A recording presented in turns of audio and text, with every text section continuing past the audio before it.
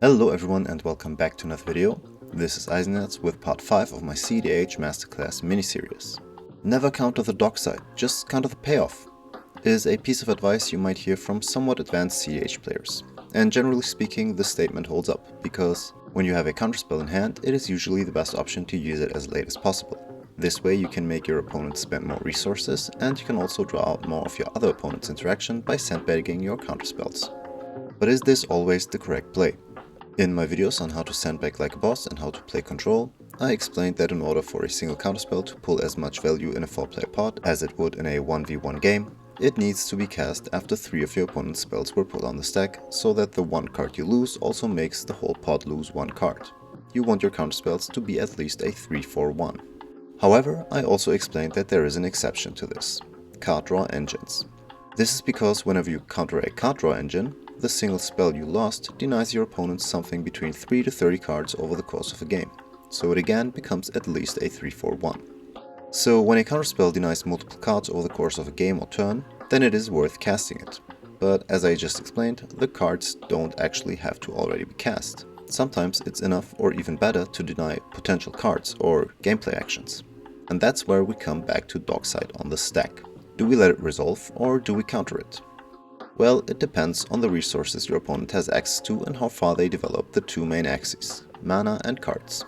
MTG is fundamentally a game of resource. Whoever makes more mana and draws more cards can then cast more spells, take more game actions, and eventually win the game. Interestingly though, there is this interdependency of both axes. You need mana to cast spells, but you also need spells to use your mana. If a player has tons of one resource but is low on the other, then that specific resource is their bottleneck. For example, if a player has lots of mana but is low on cards, they need a draw engine to find spells that allow them to put the mana to use. So if they now put a study on the stack, countering that study will make them get stuck in their resource bottleneck. If instead a player has drawn a lot of cards but is low on mana, they need to ramp to have mana to cast their spells.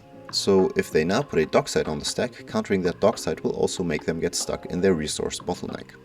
A lot of players would probably not counter the Dockside in an attempt to draw out more cards, but the problem is that once the Dockside resolves, the player has passed their resource bottleneck. All of a sudden they are no longer stuck and can potentially follow up with their own interaction or multiple impactful plays you can't interact with all. So if you look at this gameplay scenario, our initial statement doesn't hold up anymore. Sometimes you have to counter the Dockside, and to understand when, you need to assess what resources your opponent is lacking. If it's mana and they have lots of cards, then Dockside on the stack is their bottleneck, and countering their Dockside will deny them multiple more game actions you potentially won't be able to handle with the limited cards you have access to. So yeah, sometimes you need to counter Dockside.